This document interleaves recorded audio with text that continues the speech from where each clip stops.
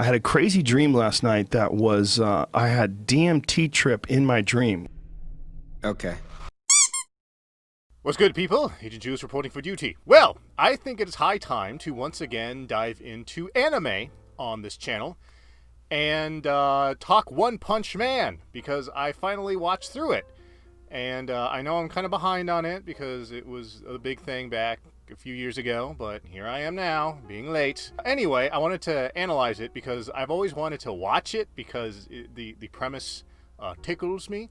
And now that I've seen it, I kind of want to share my thoughts because I have a lot of them pertaining to it basically being one of those shows that breaks rules I normally set up to make me hate a show, but I don't hate it, because even though it breaks these rules. So, with that said, let us go ahead and buckle into our favorite yellow jumpsuit with a white cape.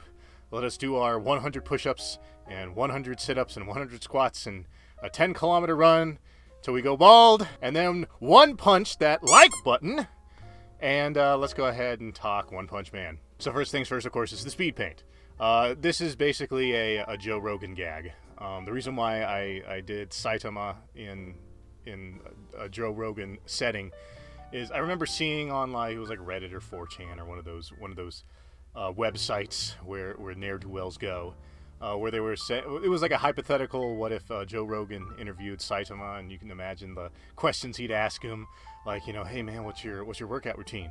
And he'd tell him the 100 push-ups and and you're like, oh man, that's wild. You ever do DMT? Pull that up on the screen, Jamie. All that stuff you get from Joe Rogan stuff. So yeah, I mean, that's pretty much it. It's just a little gag. And so there's Saitama being interviewed by Joe Rogan. And it kind of makes sense because Joe Rogan's an MMA guy, and of course Saitama is a hero who punches people, but he only has to punch them once, which is his shtick. All right, so One Punch Man.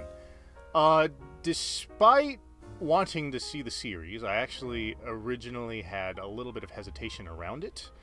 I don't know why I was hesitant. I think what it was is I was hearing a lot of praise about it, and I've had experiences in the past where something is overhyped and it turns me off of it. So I think a big reason why I kind of slept on it for a bit was because I didn't want to be burnt by hype. But I finally watched it, and I did enjoy it. I do know people complain that Season 2 is a little weaker than Season 1, and I can see where they're getting at. But I didn't really mind it. It's definitely different. Season 2 definitely feels different from Season 1.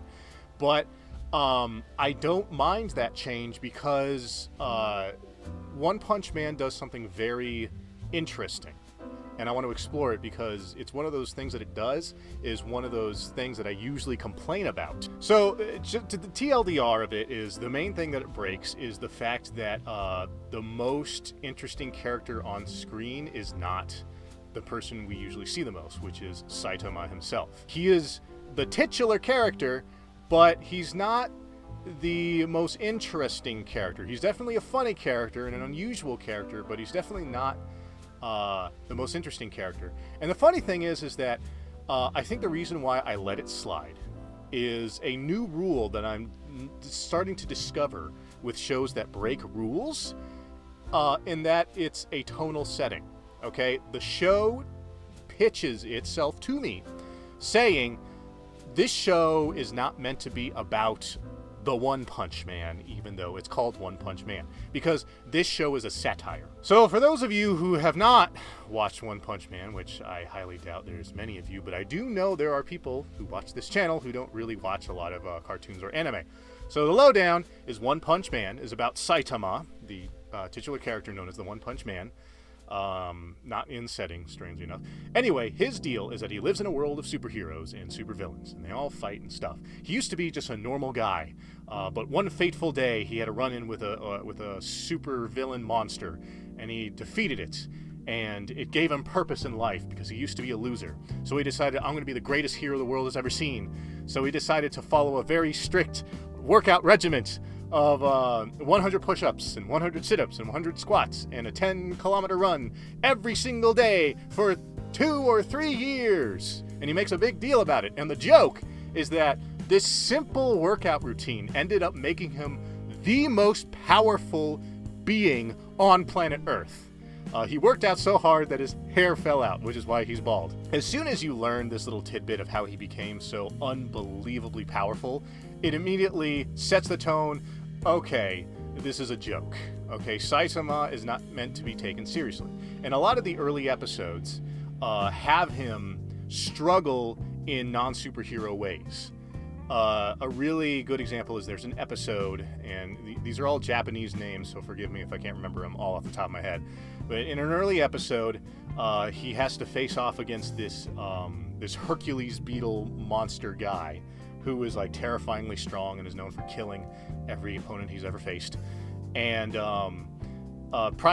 earlier in the episode, it's established that Saitama really wants to go to a farmer's market of some kind because they're having a bargain sale, and he's really excited about this bargain sale.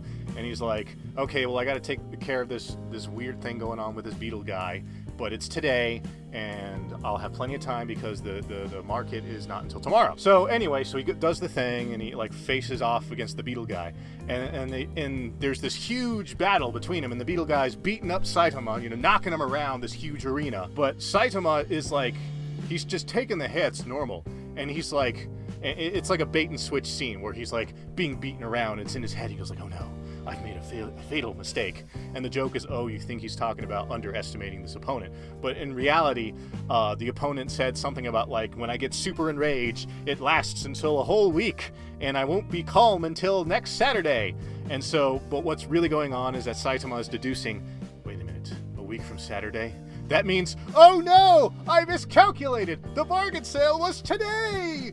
Boom, one punch completely explodes the guy like nothing. And that's the joke, is that his problems aren't about the villains he faces, it's about his little mundane issues. And at first I thought that was supposed to be the whole show. It was going to be a slice of life about just a normal guy trying to get through the normal day, and all the villain and hero stuff is incidental because he can all defeat it in one punch, Like, a villain to him is a minor inconvenience. It's the scene where, in that zany episode, we're like, oh, we gotta get to the place in time. Oh no, there's traffic. Like, the villain battle in his case is like oh no, there's traffic, one punch. Oh, I better get to that bargain sale. Oh no, villain, one punch. Stuff like that. But that is actually not the case. The show is something that's very impressive in that it has a great ensemble cast. So that's the thing it does right, in my book, because I'm all about the characters. It has a great, solid ensemble cast. Season 1, as far as I'm concerned, is not about Saitama. It's about Genos, the android, who discovers Saitama and realizes how powerful he is and wishes to become his disciple and learn under him so he can become more powerful. Because Genos is very classic shonen anime protagonist of, tragic backstory. A family was killed by an evil cyborg, so I became a cyborg so I can avenge my family. And so that's his story, right? And so he's under Saitama's tutelage because he wants to figure out how Saitama is so bloody powerful. So the first season is kind of about Genos learning about life, because in order to become a hero, you have to register with like the Heroes Guild, and they rank you from Class C to Class B to Class A to Class S. And because Genos is so awesome, he immediately goes to Class S. And Saitama absolutely aces all the physical exams, but the written exam he totally screwed up on. So he ends up being a C-class hero. So the joke is that despite being the most powerful being on Earth, he's still considered a low-rank hero, and everyone just gives him crap for it. And of course the joke is that this S-class hero, Genos, is the disciple of this C-class. So there's a lot of that juxtaposition going on. You see kind of where I'm getting at. But like I said, the first season seems to be very much about Genos kind of tempering himself, so to speak, because when he first starts, he's very arrogant, he's very hot-headed, and clearly on the path to revenge. But realizing that Saitama just absolutely outclasses him kind of humbles him, and in a way matures him. So season 1 very much is about, I feel like, Genos. Moving on to season 2. Season 2 is about another guy with a very similar sounding name. His name is like Geno. So as I was editing this, I realized I made a horrible mispronunciation. The other character I'm referring to is Gero, not Geno. For the rest of the video, I mispronounce it, saying Geno instead of Gero. I just wanted to make this quick edit, and I didn't want to shoot this entire video again. So yes, for reference, it is Gero, not Geno. Geno is actually a character that was hinted at earlier. One of the top, tippy-top S-class heroes is this dude named Silverfang, who's like a super kung fu, like he has the way of the crushing rock and the boiling lobster fist, and so he's like an ultra martial artist. And his tragic story is that he once had a pupil who turned evil, and ever since, you know, that was his star pupil, and ever since he never taught the same way again. The star pupil is Geno, and so Geno returns in season 2 to wreak havoc because Geno wants to become the ultimate monster. He wants to become the ultimate villain, and his deal is that he is seeking out hunting heroes. Right, he's finding heroes of all classes and killing them, or at least attempting to, or at least beating the ever living crap out of them. And so that's kind of the whole side story there. And I kind of see the complaints about this season not being as solid as season 1 because Saitama is not really doing anything more or less interesting this time around. He's still just kind of there. He's still just kind of being like, oh, you know, I'm the most powerful hero in the world. Life is boring. Ho hum. Oh no, a villain, one punch. But like I said, season 2 is about Geno because despite being this villain, it very much feels like he's kind of like Thanos in Infinity War, in that Thanos is the villain, but he was very much written as the protagonist of that movie. And Geno feels like he's the protagonist of this season. Yes, he's evil, and he's like, yeah, I'm gonna kill the heroes and make a name for myself. But he's also very humanizing because even when he's hunting heroes, there are times where he's outclassed and even beaten and has to back down in some cases. And there's even a relationship he has with a kid. I can't remember the kid's name off the top of my head. This kid who likes to sit in the park and read these hero stats in his little hero stat book. And of course Geno's like, ooh, that's interesting. What's up, kid? Let me read over your shoulder there. Oh, I see this hero has these strengths and these weaknesses. Thanks a lot, kid. And of course the kid is just innocent. He thinks that Geno is just some weird guy who's really into heroes and villains stuff. But so Geno develops this interesting relationship with this kid, and to the point where he actually like saves the kid from collateral damage at one point. So it's like, even though he's trying to be this vicious, ruthless monster, like he's saying, I am a monster, I am not human, because he's trying to become so villainous that he's seen as a monster. He still has very human aspects, and it's just really fascinating to see basically a villain that in a normal show, or even like in a normal anime, who's supposed to be touted as just irredeemably like savage and evil, have this surprisingly interesting human side, and we get to see his thought process and how he came to be. I mean, that's just really interesting. This show is really about everyone except Saitama. In kind of a meta way, I think it's their own way of one-punching their own show. Because the joke of One Punch Man is that it's anticlimactic. Big bad villain shows up, gives this big bad speech. All these other heroes try desperately to stop this creature, and they can't. And then Saitama just goes, oh, what's up, dude? I'm the ultimate evil. Okay, one punch, the end. And so it's so hard anticlimactic that the series kind of does that hard anticlimax with Saitama himself. It's like, big main character. This is going to be about this guy. JK, one punch. And then it's not about him, but it's about everyone else. So even though it breaks one of my rules about most interesting character on screen and like making your protagonist like engaging, it doesn't have to, because it knows what it's doing. The show, I feel it really does know what it's doing by acknowledging that if they still want to do action-packed stuff, Saitama cannot be involved in it, so they shunted to the side characters. Here's if I were the king of the forest, and I rewrite this, I kind of wouldn't, but like, I can see if we were to rewrite One Punch Man as not a hero show, but like a slice of life with hero as the gag, like we're trying to make Saitama the main character, I would do it this way. I would make it a slice of life comic, like a manga, maybe even like a romance manga, like something completely off-brand of hero. All right, so let's say that Saitama is is this awkward loser who really likes this girl at his day job.